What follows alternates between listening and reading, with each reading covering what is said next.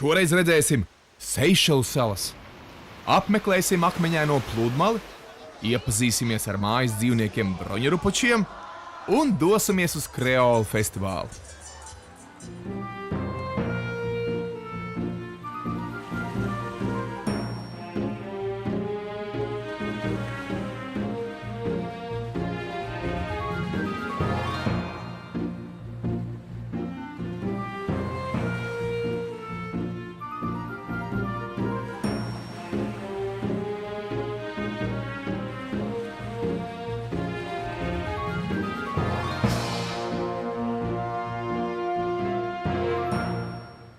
Jahta Milda veica 2650 jūras jūdzes 24 dienās un iebrauca Seišeļu galvaspilsētas Viktorijas ostas teritorijā.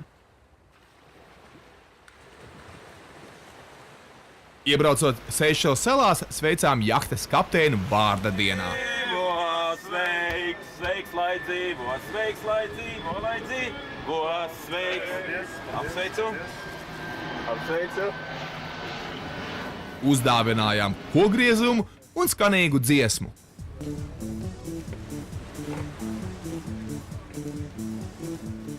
Degvielu tvertnes bija pilnīgi tukšas.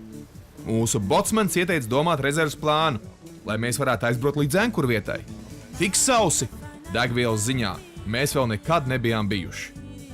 Tomēr līdz galam aizvilkām un varējām doties aplūkot pilsētu. Pirms miljoniem gadu arhipelāgs izveidojās no Indijas daļas, kas atdalījās no Āfrikas un zemūdens vulkāniem, līdzīgi no kuriem izveidojās arī Maurīcija. Vēlāk lielais vairākums no šīs lielās zemes platības nogrima.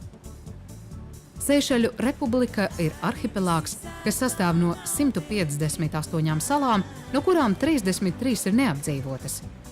Seišeļu salas atrodas Indijas okeāna plašumos, aptuveni 1600 km uz austrumiem no Āfrikas kontinenta un ziemeļaustrumos no Madagaskaras salas. Valsts valodas ir 3 – kreolu, angļu un franču valoda. Galvaspilsēta Viktorija. Seišeļu platība ir 455 kvadrātkilometri, iedzīvotāju skaits 2005. gadā bija 81 188.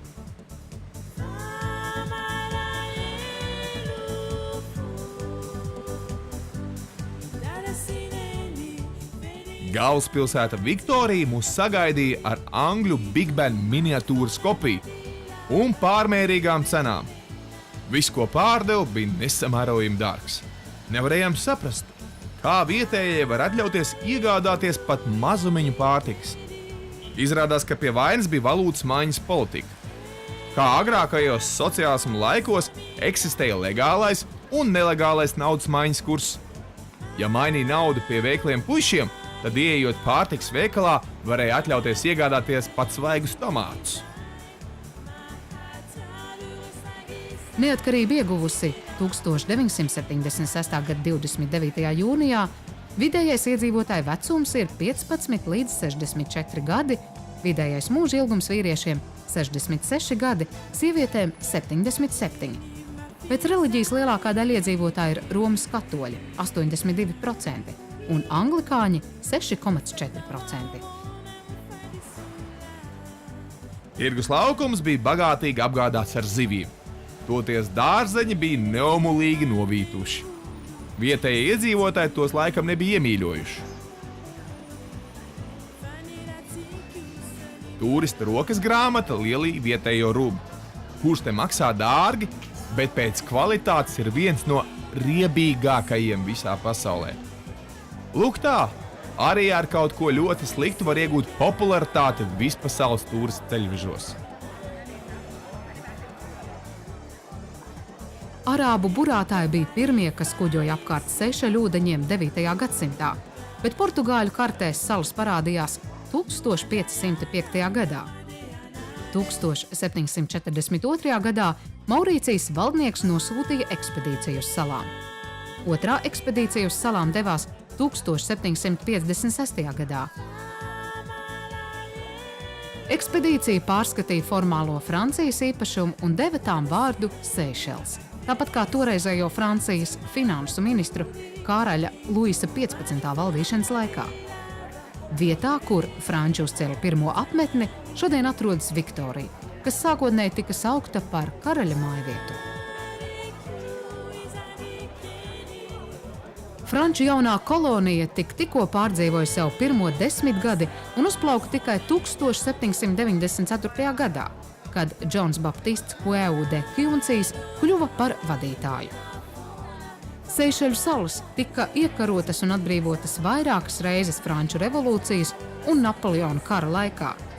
Tad tās oficiāli pārgāja Britiem saskaņā ar 1814. gadā parakstīto Parīzes vienošanos. Parīzes vienošanās tika noslēgta pēc kara beigām starp Franciju un 6. koalīciju, kurā bija Anglija, Krievija, Austrija, Zviedrija un Prūsija. Tā ietvēra arī atteikšanos no Napoleona I un atjaunoja Luisa 18. monarhiju.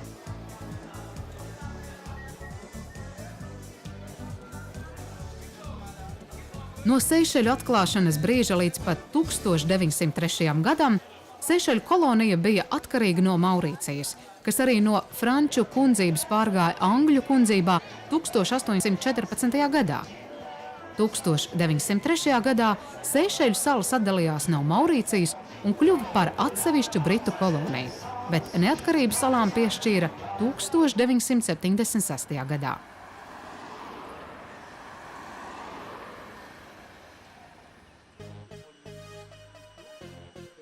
Seišelos man bija jāveido nākamais televīzijas raidījums, tāpēc bija jānoīrē viesnīcas numurs. Galvaspilsētas Viktorija un Pludmales rajonā naktsmājas maksāja bargu naudu, tāpēc devāmies uz provinci, kur pansijas bija gana diezgan piemērots radošam darbam, kaut arī prom no izklaides vietām. Saimniece, kur izīrēja telpas, kā papildus ienākuma avotu uzturēja bruņurupuču fermu, kurā dzīvoja 2 pāri lustīgu bruņurupuču.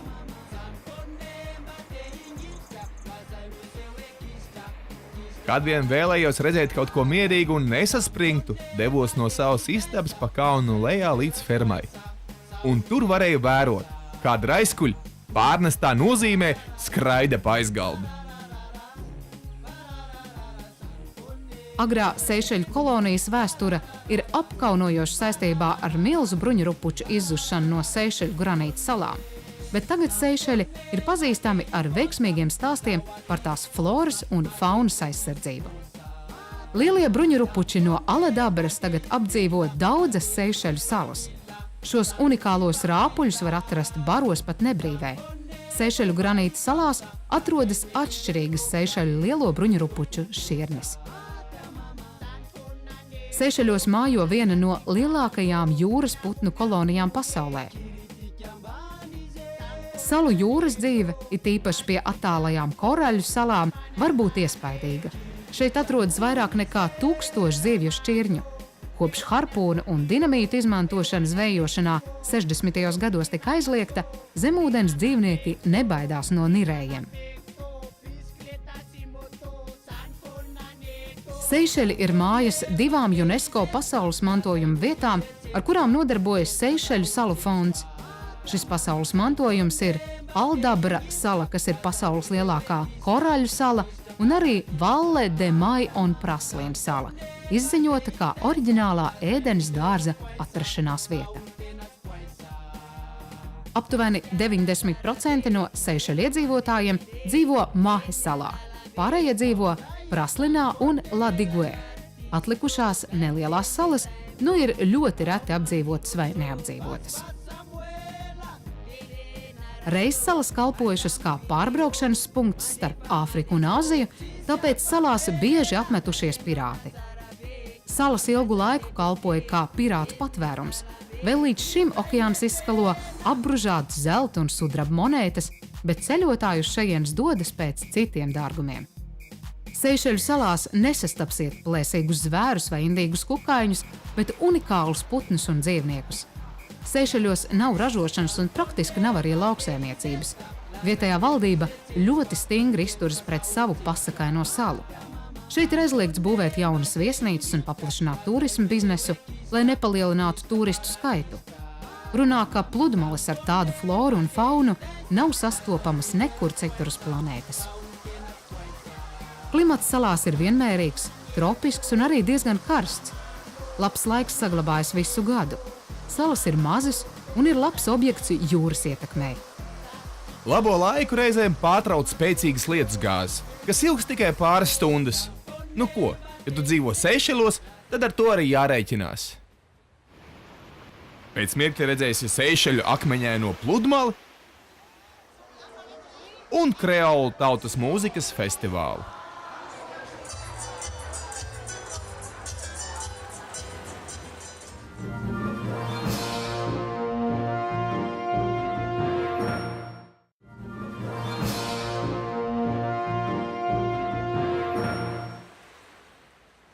Jahta Milda atrodas Seišeļu salās un bija noankurojusies galvaspilsētas Viktorija jahtkluba teritorijā.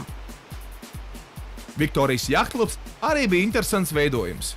Klubā drīkstēja lietot tikai vietējo valūtu, kas ir uz kopētājas sakopēti papīrīši.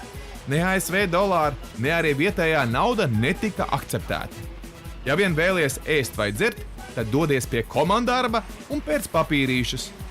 Protams, tos pārdod tikai par vietējo valūtu. Kāds francūzs, noskatīdamies, kā mēs mokāmies, lai saprastu šo sarežģīto sistēmu, mums uzdāvināja kaudzi ar kontramarkām un ieteica nemeklēt loģiku vietējās varas lēmumos. Baudi, dzīvo un nesarežģīja savu dzīvi. Seišeļu salas ir sadalītas 25 administratīvajos reģionos, ko sauc par rajoniem. Seišeļu valsts iekārta ir prezidentāla republika, kurā ir vienpalātas parlaments, Nacionālā asambleja, kas sastāv no 34 biedriem, no kuriem 25 ir ievēlēti tautas balsošanā, bet 9 tiek iecelti proporcionāli tam, cik procentus balsu katra partija saņēmusi vēlēšanās. Visi biedri tiek iecelti uz 5 gadiem.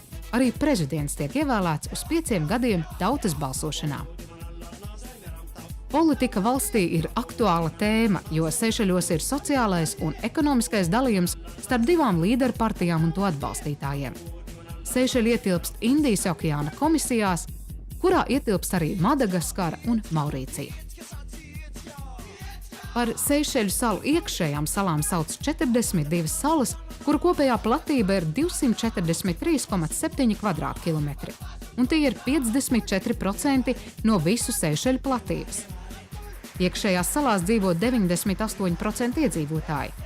Divas koreļsārtās salas, Putna sala un Denis sala, atrodas 90 km uz ziemeļiem un ir atlikušās salas no iekšējo salu grupas.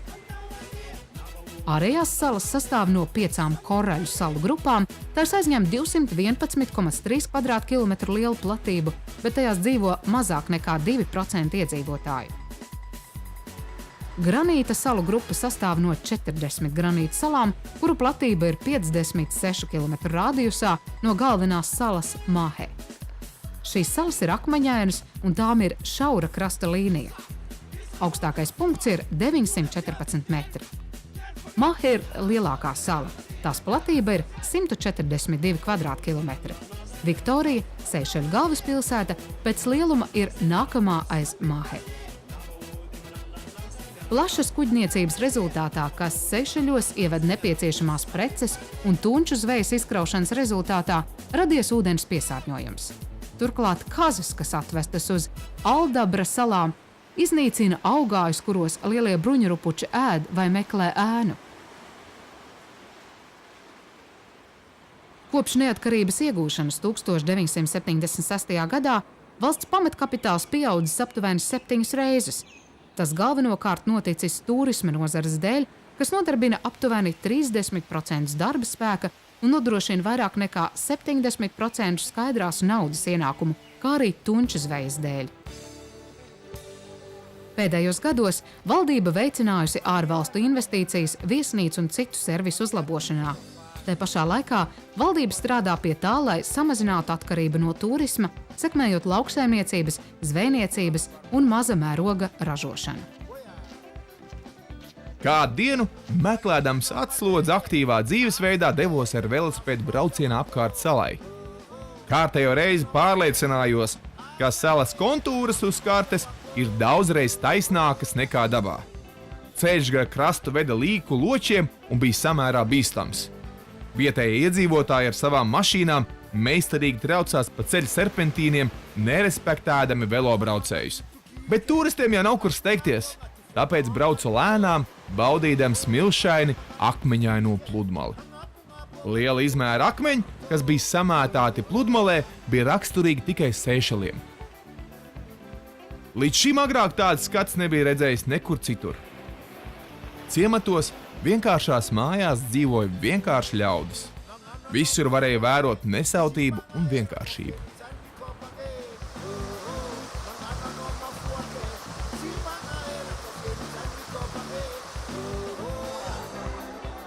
Nokrišņi šeit ir nedaudz mazāk kā citās salās. Dienvidu austrumu vēji pūš regulāri no māja līdz novembrim, un šajā laikā ir vispatīkamākie laikapstākļi. No decembra līdz aprīlim ir gada karstākie mēneši. Lielākā daļa salu ir ārpus ciklona joslas, tāpēc stipri vēji ir ļoti reti.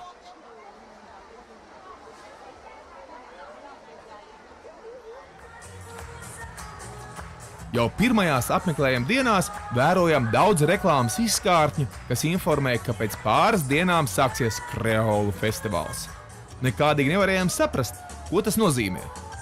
Nozīmētajā vakarā devāmies uz stadionu, kur bija pulcējusies visa salas elite. Varēja novērot arī papildus drošības pasākumus. Uz stadiona jumtiem bija izvietoti snaiperi un liels karavīru daudzums apsargāja valdības tribīnes, kurās jau vietu bija ieņēmis valsts prezidents. Mēs bijām uzkāruši uz kakla preses kartes un varējām droši doties blakus prezidentam. Jo šajā reģionā vēl darbojās princips: ja esi baltais cilvēks ar videokameru rokās, tad tev ir atvērti visi varas gaiteņi.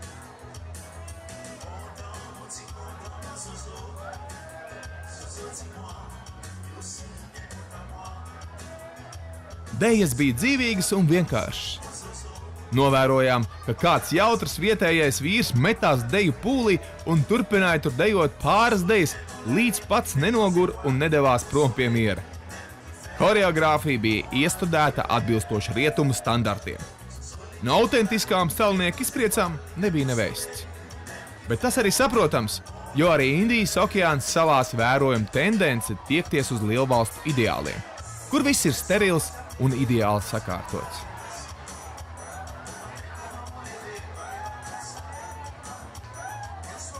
Lielākā daļa seišeliešu ir agro franču ieceļotāji un Austrumāfrikas afrikāņu pēcnācēji. Seišeļu salās dzīvo un strādā aptuveni 1,7% ieceļotāju, no tiem apmēram 35% ir no ASV. Seišeļu kultūra ir sajaukums no franču un afrikāņu kreolu ietekmes. Vietējā seišeļu kreola valoda cēlusies no franču un afrikāņu valodām un ir dzimtā valoda 91,8% iedzīvotāju. Valstī lieto vēl arī angļu un franču valodu. Angļu valoda ir valdības un biznesa valoda. Aptuveni 91,9% pieaugušo ir izglītoti, izglītības līmenis skolas vecuma bērniem ir pieaudzis līdz vairāk nekā 98%. Ir prognozējams vēl lielāks pieaugums, jo gandrīz visi skolas vecuma bērni apmeklē skolu, turklāt valdība veicina arī pieaugušo izglītību.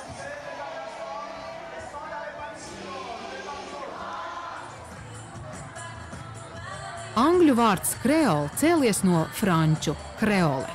Šis vārds atvasināts no darbības vārda kriar, kas angļu valodā skan to rise un nozīmē audzēt un celt. Tika ieviests 15. gadsimtā tirzniecības un militārijos postiņos. To ieviesa Portugāļi.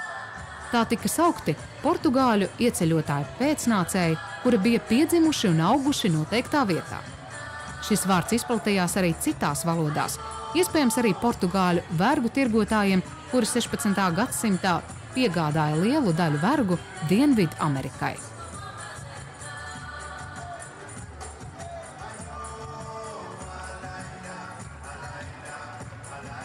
Vietējie iedzīvotāji priekā dejoja un dziedāja. Ar lielu sajūsmu sagaidīja viesus, kur bija atbraukuši uz Viktoriju no visām Indijas okeāna valstīm.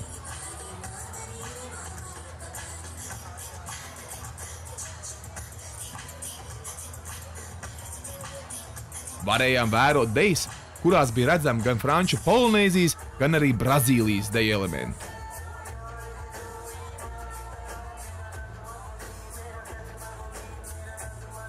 Šoreiz ugunsdeju izpildīja indiešu nacionālitātes dejotāji.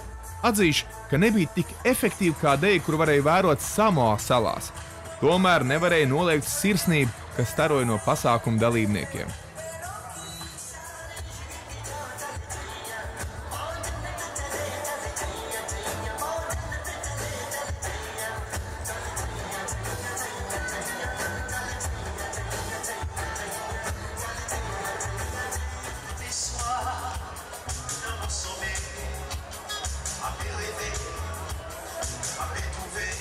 Par kreolu tautu vēlāk sāka saukt cilvēkus, kuru priekšteči bija portugāļu un afrikāņu sajaukums. Šis sajaukums notika relatīvi ātri lielākajā daļā tā laika portugāļu kolonija, pateicoties portugāļu meiteņu trūkumam apmetnēs un portugāļu galvenajai policijai, kas kolonijās veicināja jauktās laulības. Seišeļu mūzika ir ļoti dažāda. Tautas mūzika ietver dažādas ietekmes, piemēram, polku un mazurku, franču folkmūziku un popu, polinēziešu, indiešu un daudzu citu valstu mūzikas ietekmes.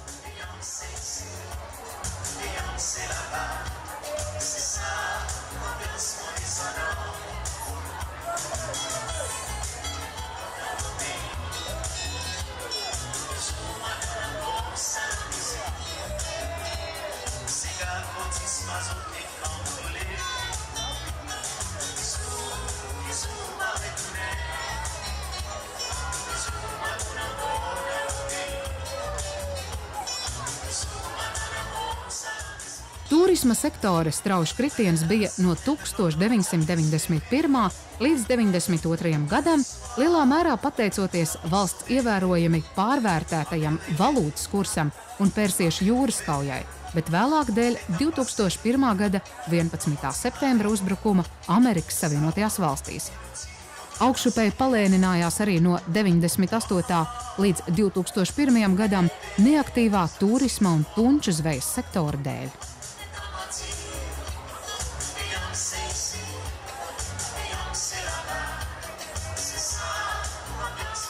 Svarīgi ir tas, ka pēc Pasaules bankas datiem Seišeļi ir valsts ar vislielāko parādu. Kopējais valsts parāds ir 122,8% no iekšzemes koprodukta. Aptuveni 2/3 valsts ir parādā iekšēji sakarā ar daudzpusējām, divpusējām un komerciālajām bankām. Valsts ir parādā lielākajai daļai savu ārvalstu kreditētāju un pārgājusi uz ieķīlāšanu, lai turpmāk drīkstētu aizņemties.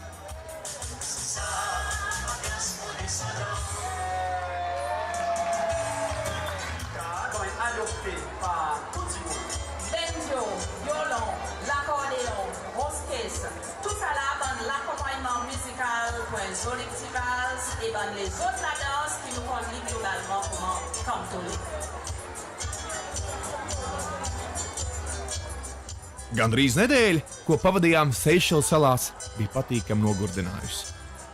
Laiks doties prom uz mūsu nākamo pieturvietu, kas atrodas Madagaskaras salā.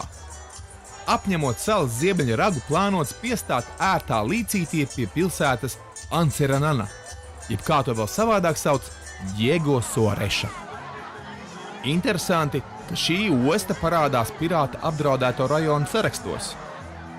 Un par to nav ko brīnīties, jo slavenais rakstnieks Daniels Defoe savā grāmatā par pirātu dzīvi jau minēja, ka 17. gadsimtā šeit 35 gadus pastāvējis bija pirātu un laupītāju republika – Libertāla. Ir vēl arī citas briesmas. Novembrī šeit jau mēdz gadīties tropiskie cikloni. Tomēr visvairāk tie plosās februārī un martā. Cerēsim, ka mums šīs nelaimes ies secen.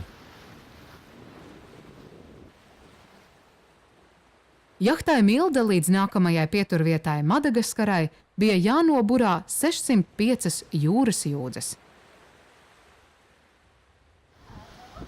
Nākamajā sērijā redzēsiet, kā jahta Milda piestāja Madagaskārā. Vērosim pilsētas Diego Soareša tirgus laukumu un piedalīsimies afrikāņu piestas dejā. Ti